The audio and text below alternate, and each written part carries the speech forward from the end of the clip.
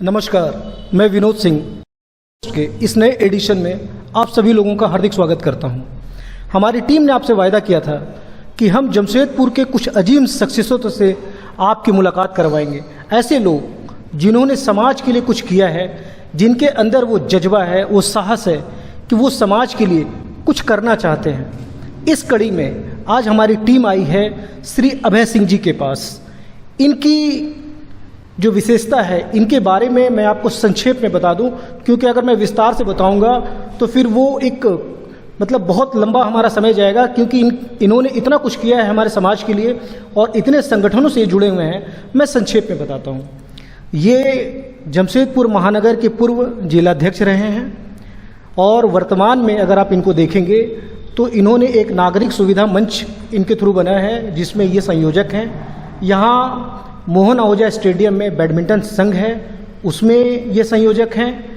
ठाकुर प्यारा सिंह धुरंधर सिंह एक क्लब है जो बृहद पैमाने पे, बहुत बड़े पैमाने पे, और उसका दायरा इतना बड़ा है उस पूजा आयोजन का कि जमशेदपुर ही नहीं, अगल बगल के जिलों से लोग आते हैं और इनफैक्ट झारखंड के बाहर से, दूसरे राज्यों से भी लोग आते हैं।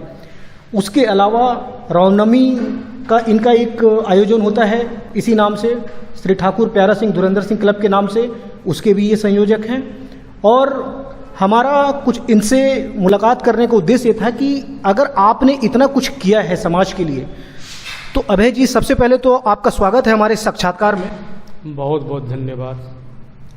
कहीं संतुष्ट होते हैं, कहीं सिचुएशन आता है कि आपने समाज के लिए इतना किया है, कहीं रुकना चाहते हैं या फिर आगे बढ़ना चाहते हैं? मैं बचपन से सामाजिक कार्यों में हमेशा लगा रहा।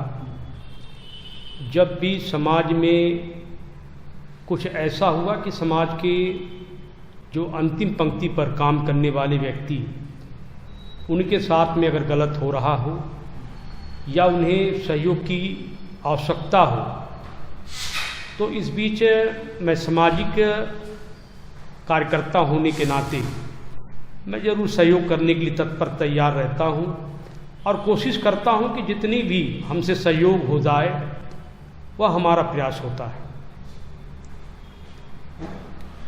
हमने जब आपकी पृष्ठभूमि देखी, या पूरा सारा शहर जानता है कि एक समय था कि NH-33 की हालत बहुत ख़राब थी। आपने या तो पार्टी के रूप में देखें या व्यक्तिगत रूप में देखें, आपने एक बहुत बड़ा आंदोलन वहाँ पे किया। ज्ञानेश्वरी एक्सप्रेस हादसा होने के बाद में पश्चिम बंगाल के रूट में ट्रेनों का परिचालन बंद था, आपने उसको लेकर भी आंदोलन किया। तो इतने बड़े बड़े आपने आंदोलन किए, कहीं डर नहीं लगा आपको? देखिए, इसमें डरने की क्या बात है। देश की आज़ादी के बाद जब सरकार अपने उद्देश्यों को सफल नहीं करती है, तो भारत जैसे देश में अपनी लोकतांत्रिक व्यवस्था के तहत हम अपनी बात लोकतांत्रिक तरीके से सरकार को मनाने के लिए आंदोलित होते हैं। नेशनल हाईवे 33 एक ऐसा क्षेत्र रहा है कि लगभग 10-12 वर्षों से सभी लोग केवल राजनीति किए। बहरागोड़ा से लेकर के रांची तक आए दिन रोड एक्सीडेंट होता रहा। RTI के माध्यम से यह भी जानकारी हम प्राप्त करने में सफल हो गए कि पूरे नेशनल हाईवे में कब किसकी मौत हो जाए, कब कौन व्यक्ति मारा जाए, किसका बच्चा घर से निकले रांची की ओर और फिर लौट करके नहीं आए। सबसे बड़ी बात है, यह दुख का विषय है कि हमारे परिवार के भी, हमारे गार्जियन, हमारे पिता, उनका भी देहांत रोड एक्सीडेंट में हुआ। तो कहीं ना कहीं मर्म और धर्म हमारे साथ जुड़ा था। और जब नेशनल हाईवे 33 की स्थिति बिल्कुल भयावह हो गया, तब हमें याद अच्छी तरह कि 2012-2013 दोनों वर्षों में हम लोगों ने आर्थिक नाकेबंदी किया। आर्थिक नाकेबंदी का नतीजा ये हुआ कि सरकार, सोई हुई सरकार जागी। सरकार के लोगों ने कहा कि ठीक है, मैं प्रयास करता हूँ। यहाँ के बैठे हुए DM, SDM या कमिश्नर या माननीय मंत्री हो या मुख्यमंत्री हो, सारे लोगों के मन में लगा कि नेशनल हाईवे 33 आज भयानक रूप ले चुका है और लोग आंदोलन करने के लिए सड़क पर उतर गए। 48, 72 घंटे की आर्थिक नाकेबंदी हम लोगों ने किया। सरकार ने मुकदमे ला दे, लेकिन उसके बावजूद जो हमारे साथ लोग थे वो लोग पीछे नहीं हटे। बिल्कुल अच्छे ढंग से। कोई भी आंदोलन तब विफल होता है कि जब हम अपने उद्देश्यों से भटक जाते हैं, हम हिंसा पे उतारू हो जाते हैं। लेकिन जब हम लोकतांत्रिक व्यवस्था के तहत किसी सड़क को जनता के जनहित के सवाल पर अगर हम करते हैं काम, तो निश्चित रूप से हम यह कह सकते हैं कि हमारी विजय होगी। और जनता ने भरपूर समर्थन दिया।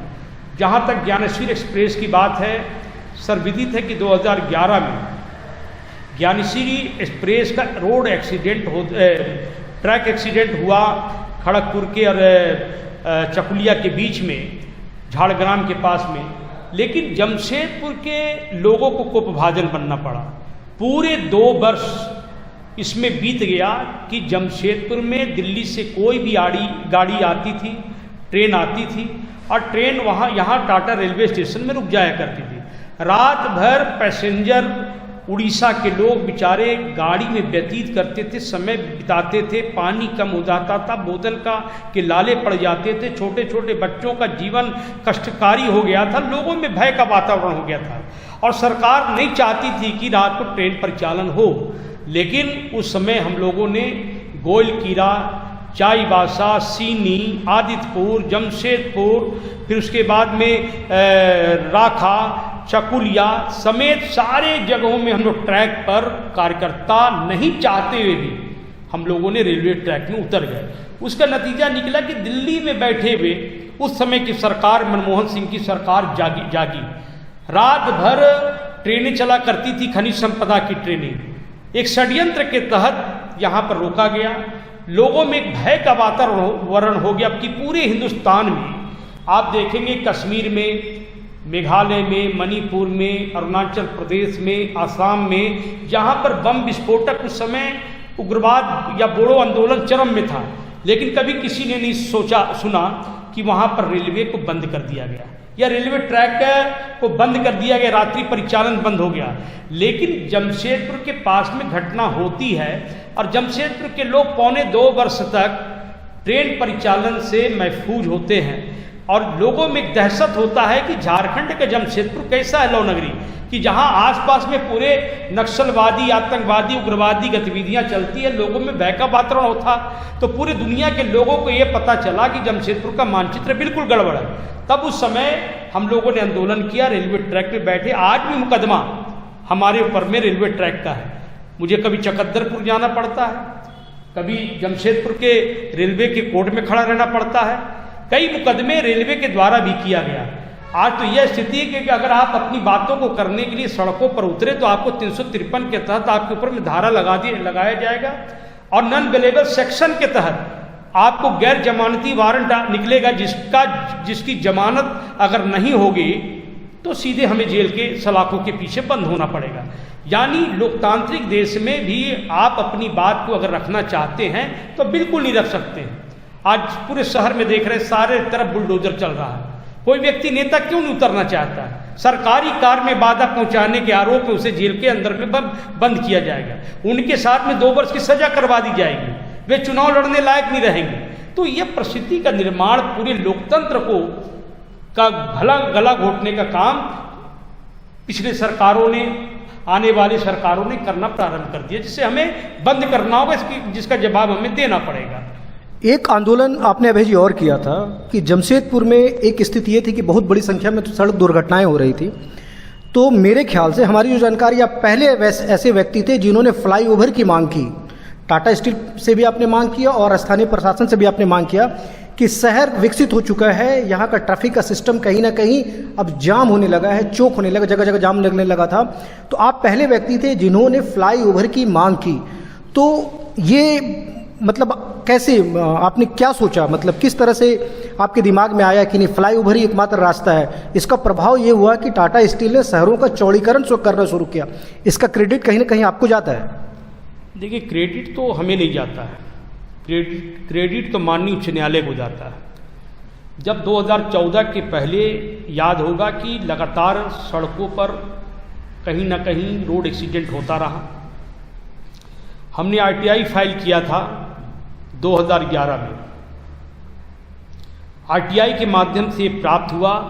जमशेदपुर के ट्रैफिक पुलिस ने आरटीआई की हमारे जवाब को उन्होंने दिया कि मात्र 6 वर्ष के अंदर में उस समय रोड एक्सीडेंट में 1000 से ज़्यादा लोग मारे गए थे। सबसे बड़ी दुख का और विडंबना की बात है कि कश्मीर में या अन्य राज्यों में 6 वर्ष के अंदर इतने लोग मारे नहीं जाते हैं। केवल सड़क दुर्घटना में जमशेदपुर के अंदर में रोड एक्सीडेंट में 1000 लोग मारे गए। मैं इस मामले को लेकर फ्लाईओवर का आंदोलन किया, ना चाहते भी शहर को बंद कराना पड़ा विरोध में कि जनता हमारे साथ खड़ी है। और इस मामले को मैं माननीय उच्च न्यायालय पे ले गया, जिसकी कॉपी है, जिसकी प्रति मैं आपको दे सकता हूँ।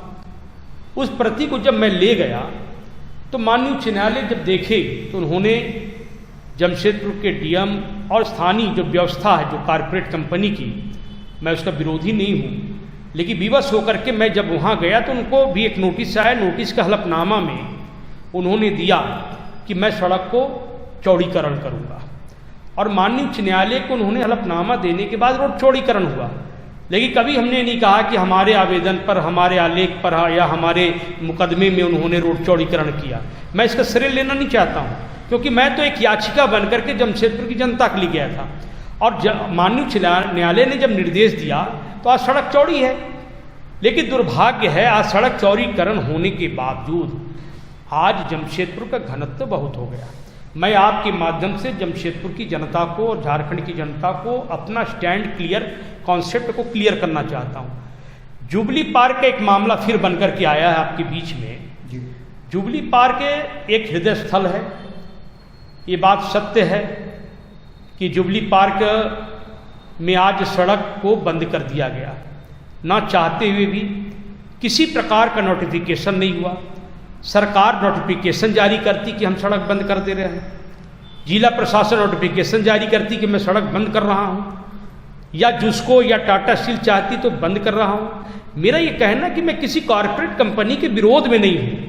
अगर कोई व्यक्ति ये कहता है कि मैं कॉरपोरेट कंपनी के विरोध करके, कुछ लोग ये करना चाहते हैं, दिग्भ्रमित करना चाहता हूँ, तो उसको मैं क्लियर करना चाहता हूँ कि हमारी मांग केवल यह है कि आपने सड़क को क्यों बंद किया, जबकि सरकार कोई भी सड़क को अधिक से अधिक सड़क को निकालती है, पब्लिक के लोड को, जनता के घनत्व को कम करती है।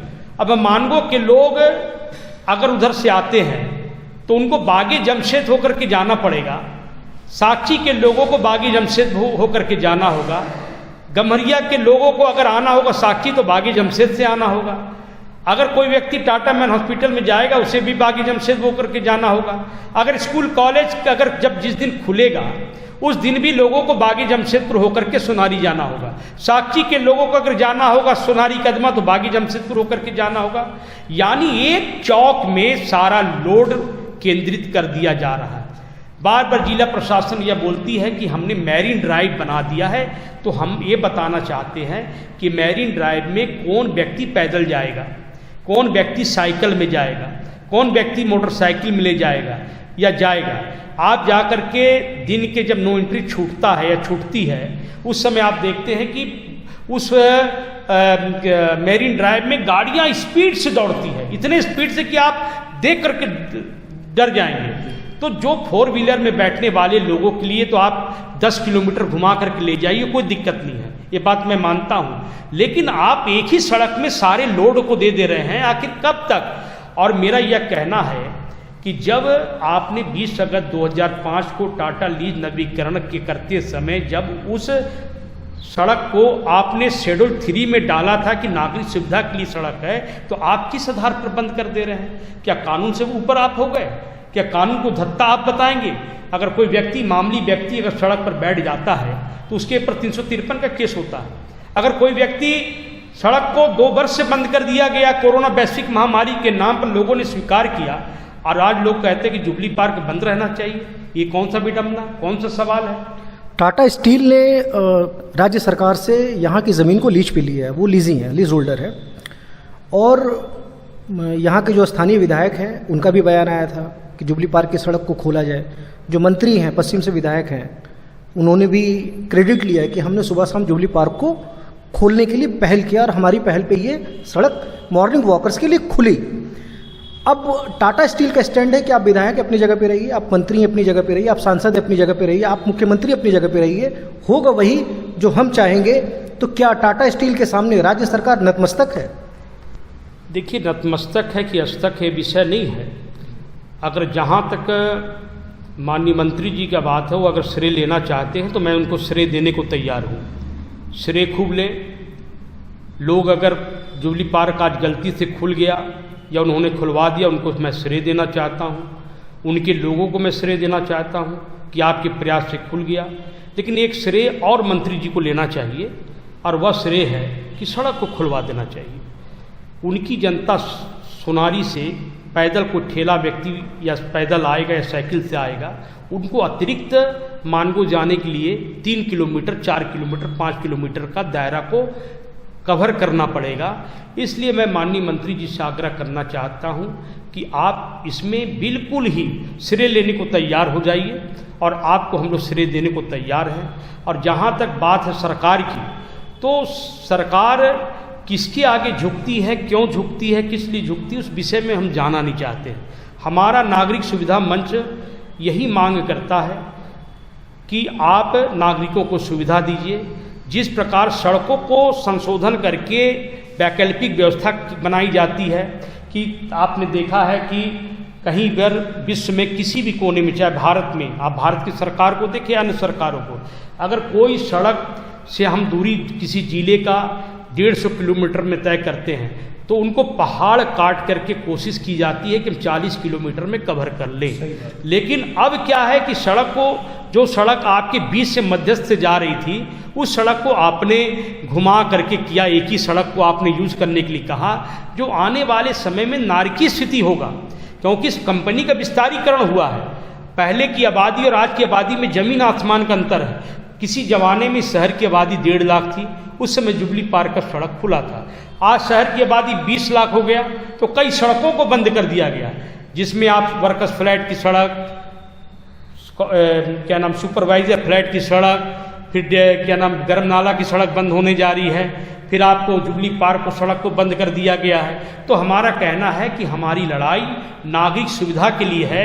हम किसी प्रकार का श्रेय लेने को हम तैयार नहीं है। इस श्रेय जनता को देना चाहते हैं, और साथ में अगर माननीय मंत्री जी लेना चाहते हैं तो उनको देना चाहते हैं।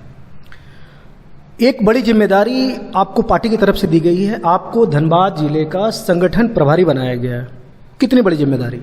बिल्कुल, मैं जिले का प्रभारी हूं, और मैं गर्व से महसूस करता हूं कि पार्टी ने एक अदृश्य कार्यकर्ता को धनबाद जैसे क्षेत्र का प्रभारी बनाकर वहां के संगठन के कार्यों को दलहित और राष्ट्रहित दोनों में आगे बढ़ाने के लिए उन्होंने प्रवास करवाया है।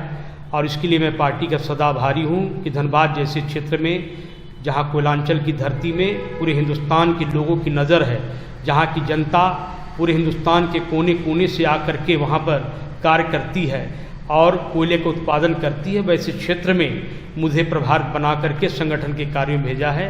इसलिए मैं पार्टी का बहुत बहुत आभारी हूँ। तो ये थे हमारे साथ श्रीमान अभय सिंह जी। इनकी बातों से आपको लग गया होगा कि आंदोलन, जन आंदोलन इनके खून में बसता है। कोई भी सामाजिक मुद्दा हो, ये प्रखर होते हैं और प्रखर होकर के अपनी आवाज़ उठाते हैं, निडर होकर के अपनी आवाज़ उठाते हैं। इन्होंने जो एक मंच बनाया है, नागरिक सुविधा मंच, शायद इसी उद्देश्य से बनाया है कि उस मंच के माध्यम से वो जनहित के मुद्दे, जन समस्याओं को उठाते रहें। और हमारी शुभकामनाएं हैं श्री अभय सिंह जी को कि अपने उद्देश्य में सफल हों। मैं विनोद सिंह के लिए अपने सिटी इंचार्ज इंद्रजीत सिंह भुल्लर के साथ धन्यवाद।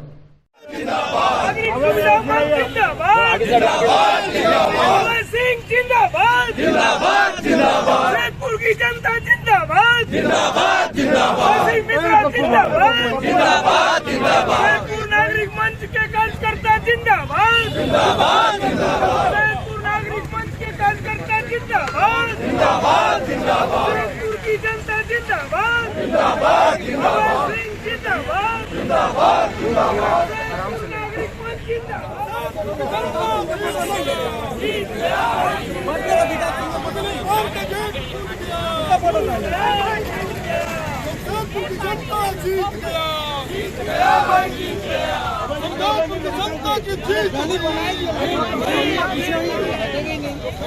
जनता जिंदाबाद, जिंदाबाद, जिंदाबाद, नागरिक सुविधा मंच हर जुर्म के टक्कर में, हर जोर जुर्म के टक्कर में नागरिक सुविधा मंच जिंदाबाद, नागरिक सुविधा मंच जिंदाबाद, नागरिक सुविधा मंच के कार्यकर्ता जिंदाबाद,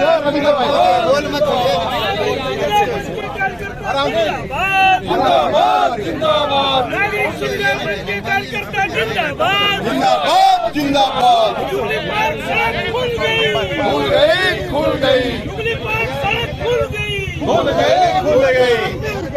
मिल गया भाई, मिल गया हमारा मौलिक अधिकार, मिल गया भाई, मिल गया जनता के लिए जुबली पार्क खुल गया, जुबली पार्क खुल गया, जमशेदपुर की जनता जिंदाबाद, जिंदाबाद, जिंदाबाद, सिंह जिंदाबाद, जिंदाबाद, जिंदाबाद, सिंह जिंदाबाद, जिंदाबाद, जिंदाबाद। बैठ ले चलो, ले विनोद बैठ ले, ये दे माइक्रोफोन, इधर लेके जा, इधर लेके जा। 2021 को माननीय उपायुक्त जमशेदपुर से मिला तो उन्होंने कहा था कि कोरोना वैश्विक महामारी के कारण हम बंद किए हुए हैं, सरकार जब दिशा निर्देश करेगी तो मैं अवश्य खोलूँगा।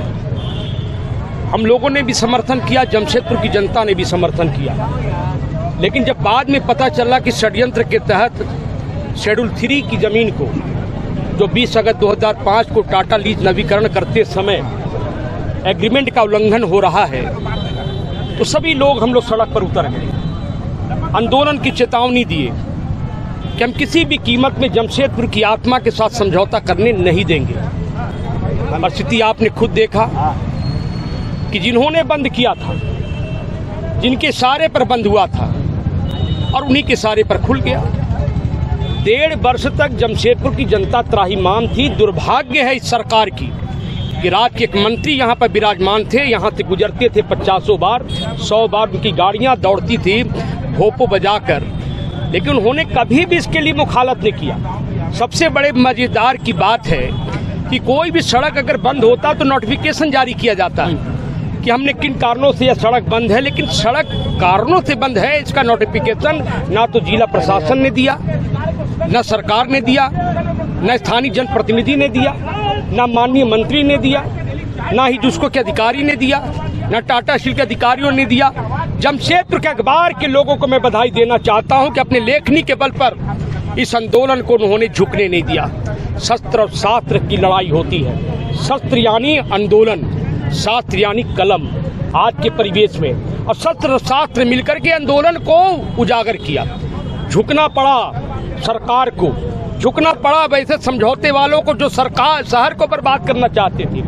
नागरिक सुविधा मंच की लड़ाई किसी व्यक्तिगत नहीं है, नागरिक सुविधा मंच और भी मुद्दों पर लड़ाई हम लड़ेंगे, ये हम आपको कहना चाहते हैं। ऐसे जैसे ज्वलंत मुद्दा है कि जो दलहित की राजनीति से ऊपर उठ करके भारत माता को परम वैभव की ओर ले जाने का अग्रसर है, हम आपको स्पष्ट कर देना चाहते हैं कि यहाँ पर जिस प्रकार की रासलीला और रामलीला हो रही है उसे हम किसी भी कीमत पर चलने नहीं देंगे। और आज यह जीत जो है कि स्वयं रक्षक ही और रक्षक दोनों एक साथ मिलकर के कल जो है यहाँ पर खोला है। यहाँ लोगों के बीच में 6 वर्ष के अंदर में रोड एक्सीडेंट में 1000 लोग मारे जाते हैं और शहर में एक फ्लाईओवर का निर्माण नहीं हुआ और उसके बाद शहर के सड़क को बंद कर दिया गया। मैं आज जमशेदपुर की जनता को मैं धन्यवाद देना चाहता हूँ कि उन्होंने तन और मन के साथ में इस आंदोलन में साथ थे और मैं सारे पत्रकार बंधुओं को भी बधाई देता हूँ। बहुत बहुत धन्यवाद। एक सवाल है भाई जी कि कल बन्ना जी ने जब यहाँ पे गेट खुलवाया तो उन्होंने कहा कि 100 सुनार की 1 लोहार की, इस पे अब क्या कहें? तूफान से क्या शिकायत, दरिया से क्या गिला है, नैया चलाने वाला ही नैया डुबो रहा है। सवाल ये है कि खुद ही आप सरसों में भूत था, जब सरसों का इलाज हुआ तो भूत तो अपने आप नजर आया। जब उसकी आत्मा जहाँ पर थी, हम लोगों ने कहा कि बन्ना जी के कारण, मंत्री के कारण यह बंद है, तो उनके बन्ना जी के सेना ने कहा नहीं, तीसरी लहर के लिए बंद किया गया। अरे भैया, तीसरी लहर कल ही खत्म हो गया। अब तो मैं प्रशासन से पूछूंगा कि तीसरी लहर अब खत्म। अब आप किसी प्रकार के यह मत कहो कि तीसरी लहर चालू हो गया। ये अब मैसेज हो गया कि आंदोलन के कारण ही, नागरिक सुविधा मंच के दबाव के कारण ही उन्हें झुकना पड़ा और खोलना पड़ा। कल तक आप एक बयान नहीं देते थे और आज आप टाटा स्टील को गाली दे रहे हैं। ये तो वही है कि चोर मचाए शोर, ये कहावत है। यही हम आपसे कहना चाहते हैं। नागरिक सुविधा मंच का अगला कदम क्या होगा जनहित? बिल्कुल, मैं बृहस्पतिवार को आपको बताऊंगा। एक पहला कदम अपने लोगों से विचार विमर्श कल करूंगा और आपको मैं बता देता हूं कि डंके की चोट पे बृहस्पतिवार को फिर एक आंदोलन खड़ा होगा। धन्यवाद भाई जी।